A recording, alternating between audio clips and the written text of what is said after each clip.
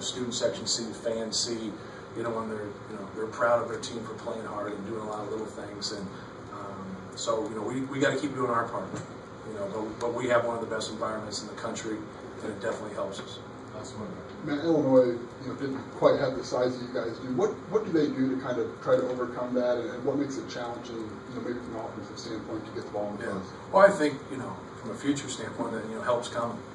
They have a big kid that they've got, coming their way, and you just got to keep plugging it. In your second year, you've got to get a good class, and then next year you got to get another good class. You got to get the third class, and you got to just keep building with those guys, and then you got to be able to keep them.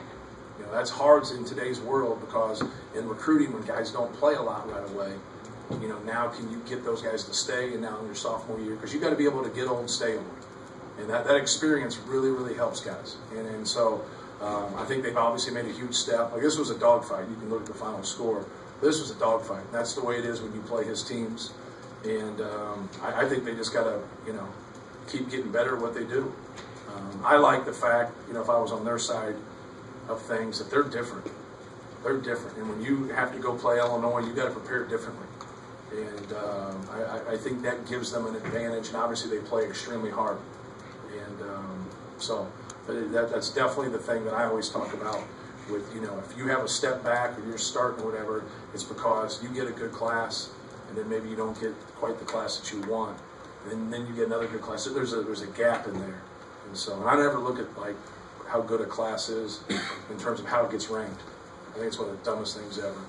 Some class, you guys always pay attention to Illinois and beat that drum, and got to get a kid from this area, you got to be ranked.